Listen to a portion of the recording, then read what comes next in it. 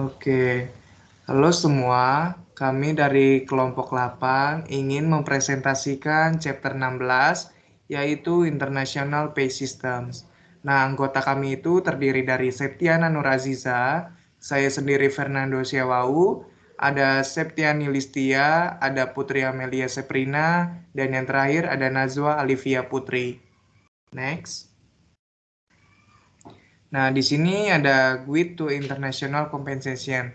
Nah, terlebih dahulu itu apa sih the global context? Nah, the global context itu organisasi pertama-tama harus menentukan sejauh mana masing-masing faktor kontekstual ini membatasi keputusan dan praktik kompensasi mereka.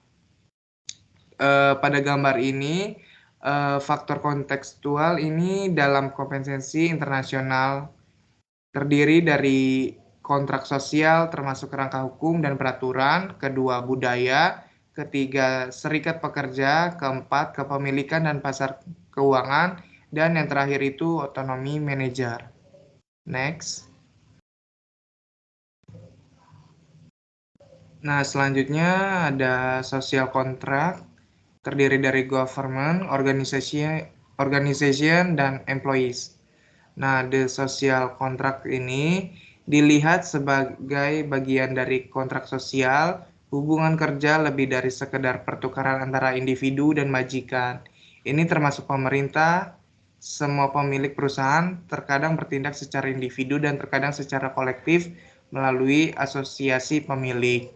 Nah, di sini employment relationship ini berkaitan dengan organization dan individu. Sedangkan pemerintah ini berkaitan individu yang terdiri dari individual employers dan employer consortium. Terus kalau individual itu berkaitan dengan unions dan unions federation. Next. Nah, selanjutnya ada social contracts and pay setting. Di sini ada contoh kontrak sosial pada sistem pembayaran yang membedakan tingkat sentralisasi pengaturan pembayaran antara negara. Nah, di sini ada company. Company itu terdiri dari Czech Republic, Hungaria, Polandia, United Kingdom, United States. Sedangkan sektor industri itu terdiri dari Jerman, Italia, Netherlands, dan Sweden. Terus nasional itu ada Belgium, Finlandia, dan Ireland. Nah, di sebelahnya itu kontrak sosial pada sistem pembayaran yang membedakan tingkat desentralisasi pengaturan pembayaran antar negara. Di sini ada beberapa banyak negara, tapi yang paling tertinggi itu uh, yaitu Jepang. Next. Nah, selanjutnya akan dilanjutkan oleh teman saya. Oke, akan saya lanjutkan. Di sini ada budaya. Budaya didefinisikan sebagai program mental bersama yang berakar pada nilai-nilai keyakinan dan juga asumsi yang dimiliki bersama atau sekelompok orang lainnya, dan yang mempengaruhi bagaimana informasi diproses.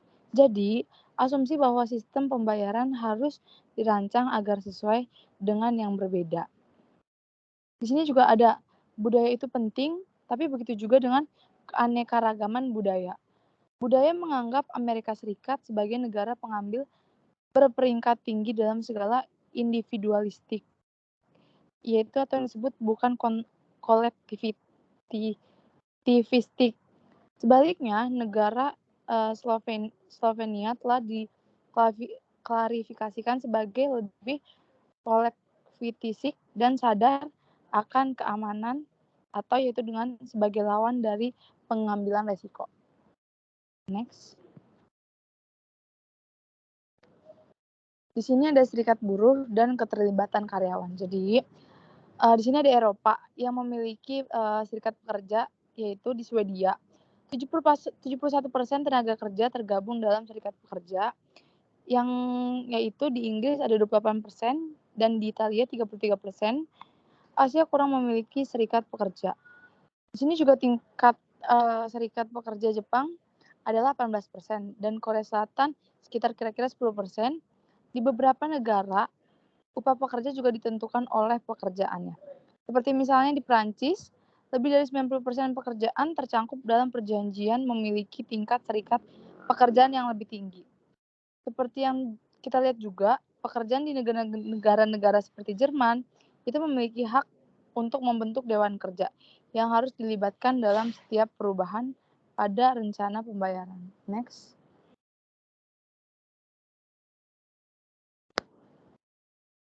Di sini ada juga kepemilikan dan pasar keuangan. Pola kepemilikan ini membuat beberapa jenis sistem pembayaran hampir tidak masuk akal karena kepemilikan di perusahaan tidak tersedia untuk investor individu. Misalnya contohnya, ada menghubungkan bonus kinerja dengan peningkatan nilai pemegang saham atau menawarkan opsi saham.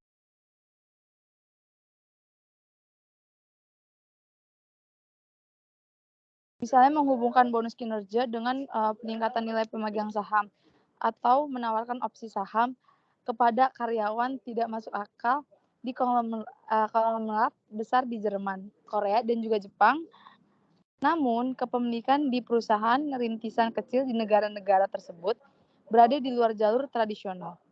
Sehingga perusahaan-perusahaan ini memang menawarkan opsi saham untuk menarik karyawan baru. Perubahan undang-undang pajak baru-baru ini di banyak negara telah membuat opsi saham lebih menarik, tetapi kepemilikan terbatas atas banyak perusahaan tetap menjadi aturan tersebut. Di sini juga ada pasar keuangan sangatlah penting dan bergantung pada transparansi informasi untuk memastikan bahwa pasar menetapkan harga yang efisien dan tepat. Harga pasar sekuritas memungkinkan tidak menunjukkan nilai intrinsik karena kekuatan ekonomi makro seperti pajak. Next. Di sini juga ada otonomi manajerial, yaitu faktor organisasi dalam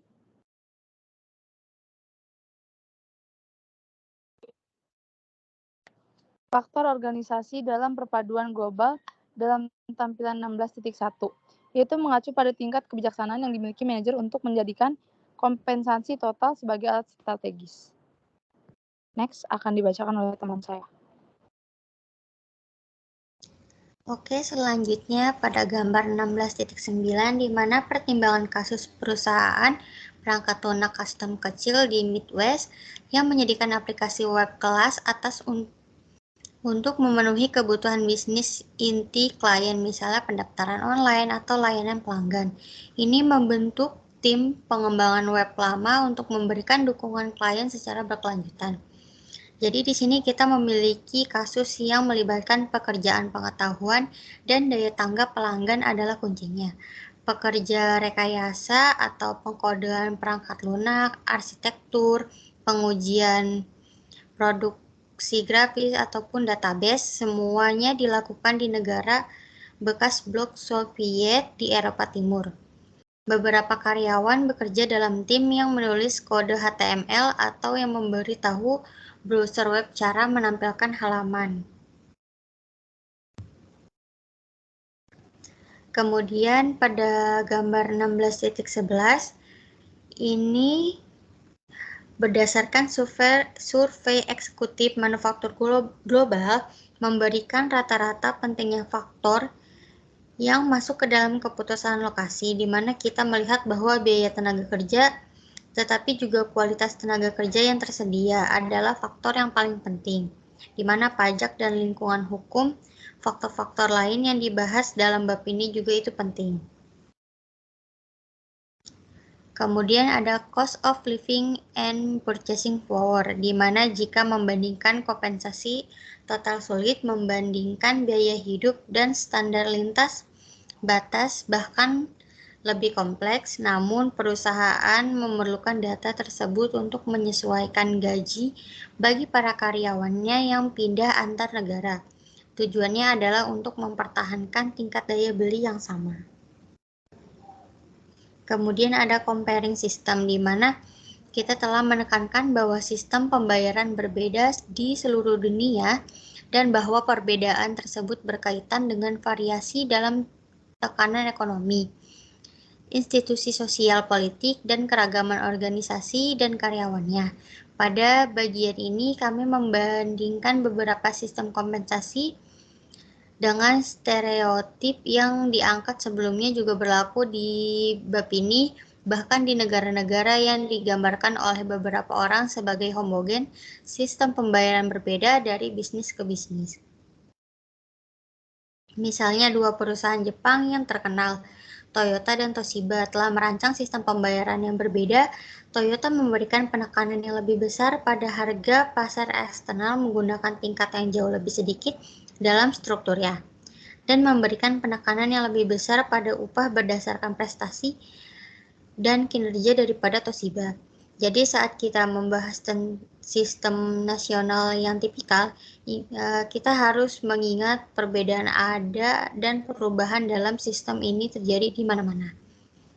Kemudian ada the total pay model strategic choice, di mana model pembayaran total yang digunakan di seluruh buku memandu diskusi kita tentang sistem pembayaran di berbagai negara. Di sini ada 5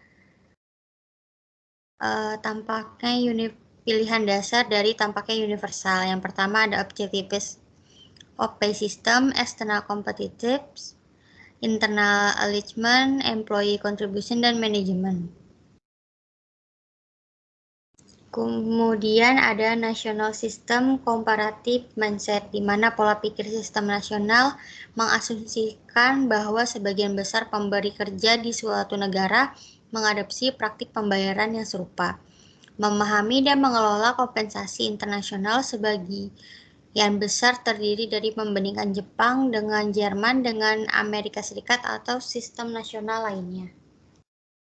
Di sini ada Japanese Traditional National System. Secara tradisional, hubungan kerja Jepang didukung oleh 3 pilar. Yang pertama, keamanan seumur hidup dalam perusahaan. Kedua, sistem gaji dan promosi berdasarkan senioritas.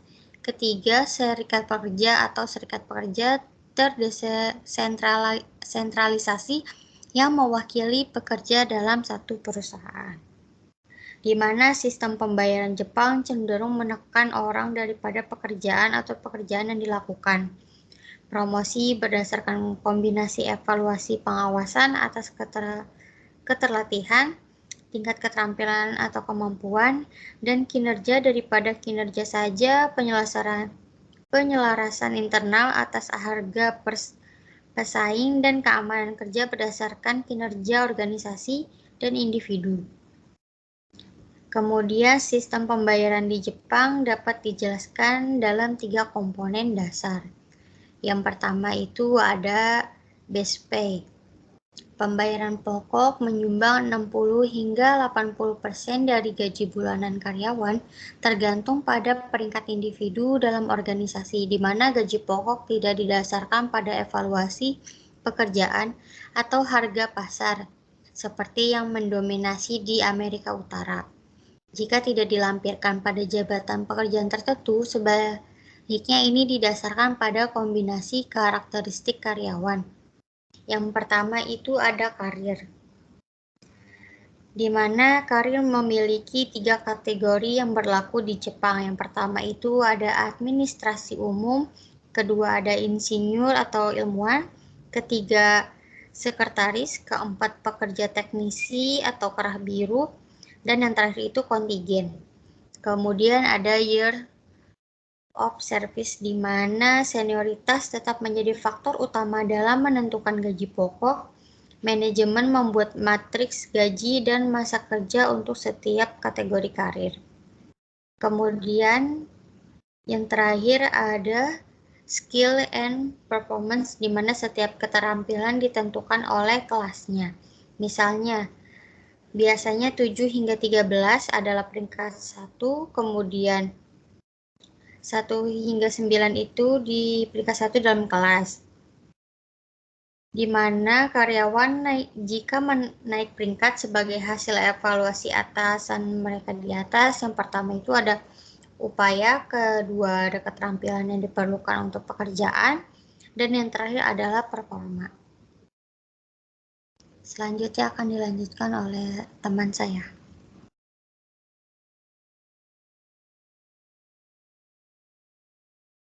Selanjutnya, ini adalah lanjutan dari Japan Traditional National System. Di sini ada bonus, yaitu waktu pemberian bonus sangat penting. Di Jepang, baik festival musim, panas maupun tahun baru adalah waktu pemberian hadiah tradisional. Selain itu, konsumen cenderung melakukan pembelian besar selama periode ini.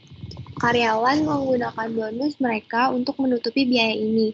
Dengan demikian, tradisi sistem bonus mengakar kuat dalam kehidupan orang Jepang dan saat ini dianggap sebagai bentuk pembayaran yang sangat diperlukan. Selanjutnya ada benefit and allowance. Karakteristik ketiga dari sistem pembayaran Jepang, tunjangan datang dalam berbagai bentuk. Tunjangan keluarga, tunjangan perjalanan, perumahan, dan tunjangan diferensial, geografis, dan seterusnya. Sini ada legally mandate benefit, yaitu manfaat yang diamanatkan secara hukum di Jepang, termasuk jaminan sosial, pengangguran, dan kompensasi kerja. Next. Selanjutnya, di sini ada contoh dari Jerman Traditional National System.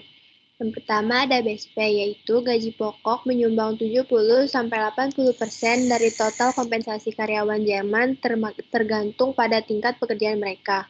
Gaji pokok didasarkan pada deskripsi pekerjaan, evaluasi pekerjaan, dan usia karyawan. Yang kedua ada bonus. Meskipun ada kecenderungan menuju bonus berbasis kinerja, bonus tersebut belum menjadi bagian dari sistem pembayaran tradisional Jerman untuk pekerja yang berserikat. Bonus kinerja untuk posisi manajerial yang tidak termasuk dalam tarif berdasarkan pada pendapatan perusahaan dan tujuan perusahaan lainnya. Yang ketiga, ada allowance and benefit. Kontrak sosial Jerman mencakup manfaat sosial yang besar. Tunjangan yang diamanatkan secara nasional ini dibayar oleh pajak yang dikenakan pada pengusaha dan karyawan, termasuk jaminan sosial liberal, perlindungan pengangguran, perawatan kesehatan, perawatan, dan program lainnya. Next. Di sini ada strategi comparison, yaitu traditional system in Japan, Jerman, dan United States. Tujuan pembayaran dalam sistem tradisional Jerman mencakup komitmen jangka panjang bersama, keamanan, struktur pembayaran egaliter, dan pengendalian biaya melalui perjanjian tarif, yang juga berlaku untuk biaya tenaga kerja pesaing. Organisasi Jepang menetapkan tujuan pembayaran yang fokus pada jangka panjang, yaitu usia dan keamanan, mendukung komitmen tinggi berbasis senioritas atau berbasis kemampuan, dan lebih egaliter, menandakan pentingnya kinerja perusahaan dan individu, dan mendorong pekerja yang fleksibel atau orang berdasarkan gaji. Perusahaan AS sebaliknya, fokus pada jangka pendek atau kurangnya keamanan kerja, peka terhadap pasar, gaji total kompetitif, menekankan pengendalian biaya, atau gaji variabel berdasarkan kinerja, menghargai peningkatan kinerja, meritokrasi, dan inovasi, atau bonus individu dan saham dan lain-lain, dan mendorong fleksibilitas. Next.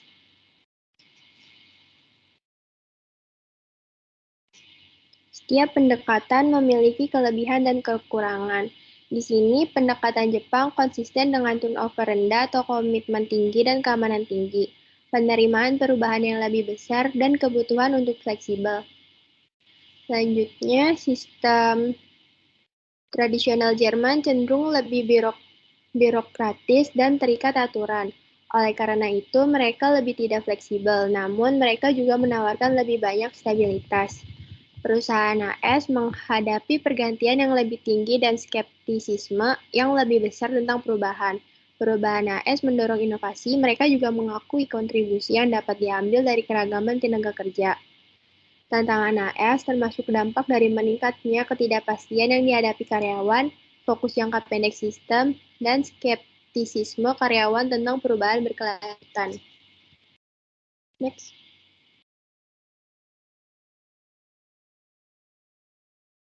Selanjutnya ada strategi market mindset.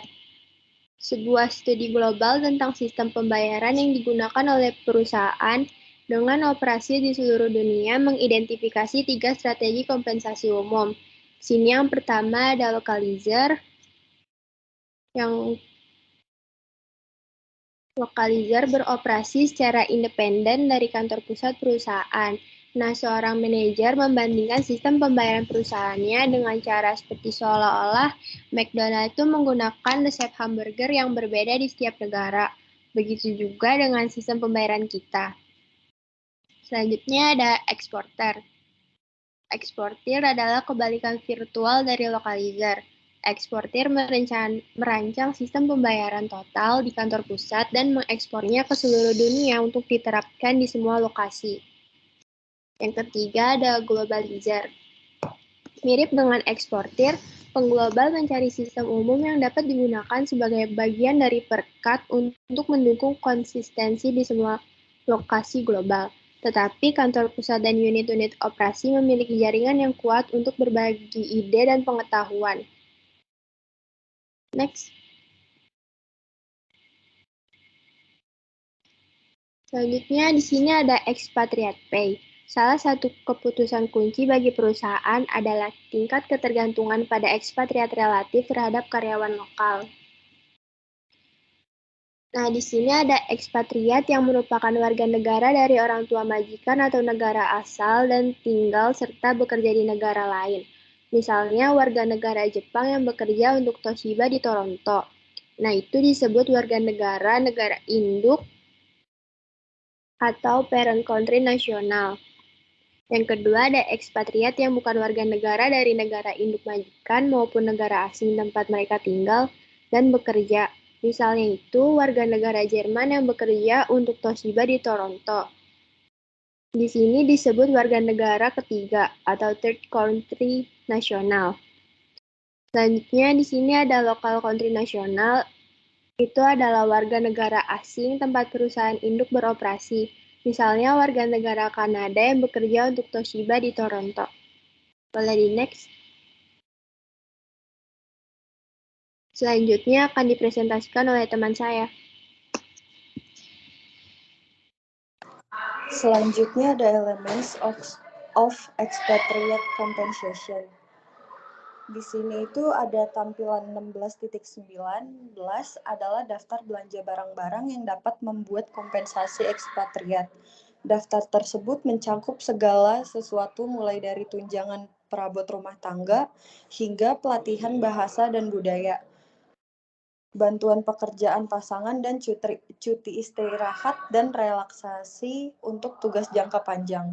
Biasanya itu daftar tersebut disusun menjadi 4 komponen utama yaitu ada gaji, pajak, perumahan, tunjangan, dan premi. Next.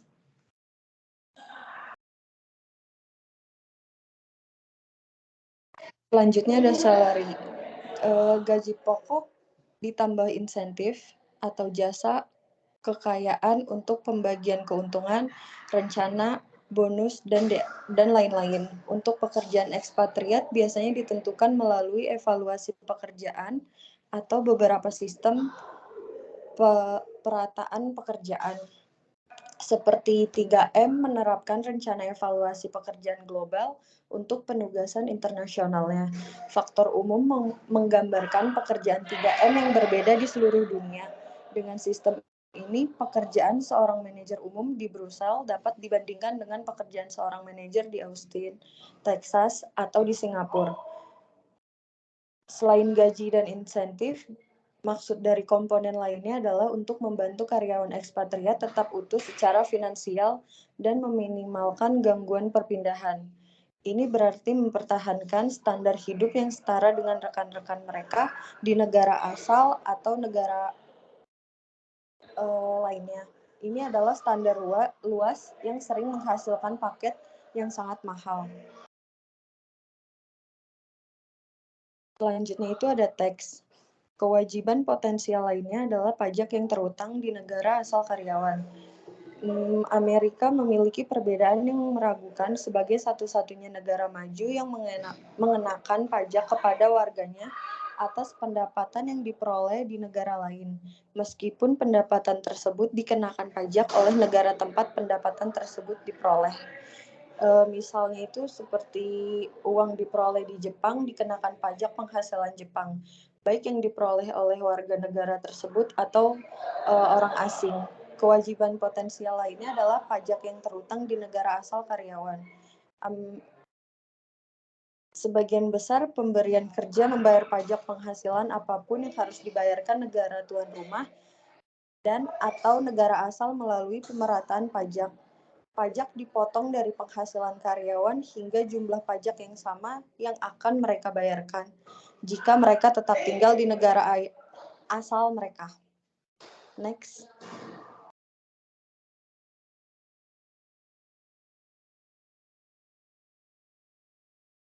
Di sini ada housing, perumahan yang layak memiliki dampak besar pada kesuksesan ekspatriat. Paling internasional, perusahaan membayar tunjangan perumahan atau menyediakan perumahan milik perusahaan. Ekspatriat koloni sering tumbuh di bagian kota-kota besar, di mana banyak internasional yang berbeda perusahaan mengelompokkan ekspatriat mereka. Selanjutnya itu ada allowance and premiums. Tunjangan ini adalah bahwa penugasan asing mengharuskan ekspatriat. Yang pertama itu ada bekerja dengan pengawasan kurang langsung daripada rekan domestik. Lalu yang kedua itu ada sering tinggal dan bekerja di lingkungan yang asing dan terkadang tidak menyenangkan. Lalu yang ketiga ada mewakili majikan di negara tuan rumah.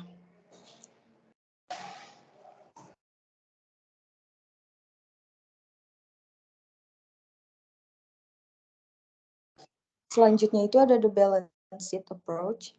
Nama berasal dari akuntansi di mana kredit dan debit harus seimbang. Hal ini didasarkan pada premis bahwa karyawan yang ditugaskan di luar negeri harus memiliki daya beli yang sama seperti di negara asal mereka. Oleh karena itu, negara asal adalah standar untuk semua pembayaran.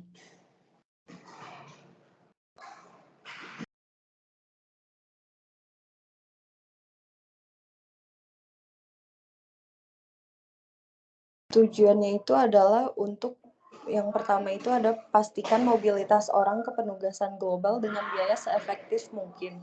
Yang kedua ada memastikan bahwa ekspatriat tidak memperoleh atau merugi secara finansial. Lalu yang ketiga itu ada meminimalkan penyesuaian yang diperlukan dari ekspatriat dan tanggungan mereka. Selanjutnya itu ada alternative to balance sheets approach. Tampilan 16.21 ini menunjukkan data survei tentang biaya seorang manajer atau menikah ditambah satu anak atau tanggungan dengan gaji di Amerika Serikat sebesar $116 yang dikirim ke Singapura. Biaya pendekatan neraca berkisar dari biaya paket anggaran sebesar $260.000 hingga biaya paket premium sebesar $393.000 atau preminya itu 239%.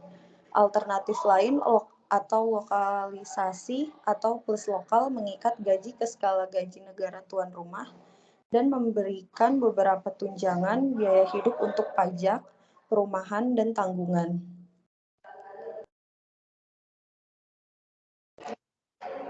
Selanjutnya itu ada expatriate system.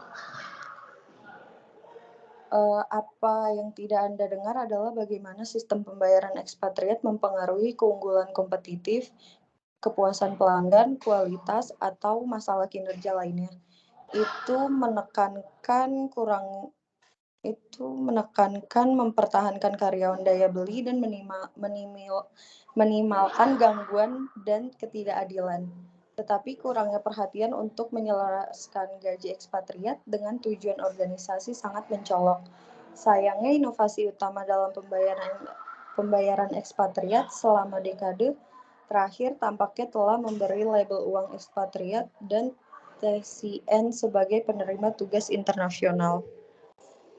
Yang terakhir itu ada employee preference. Di luar tujuan kerja, biaya, dan keadilan, pertimbangan tambahan adalah preferensi karyawan untuk penugasan internasional. Bagi banyak orang Eropa, bekerja di negara lain hanyalah bagian dari karir. Namun, bagi banyak karyawan Amerika Serikat, meninggalkan Amerika Serikat berarti meninggalkan tindakan. Mereka mungkin khawatir bahwa pengalaman ekspatriat agak menyimpang daripada peningkatan karir. Karyawan tidak diragukan lagi berbeda dalam preferensi mereka untuk luar negeri pekerjaan dan preferensi dapat bervariasi dari waktu ke waktu.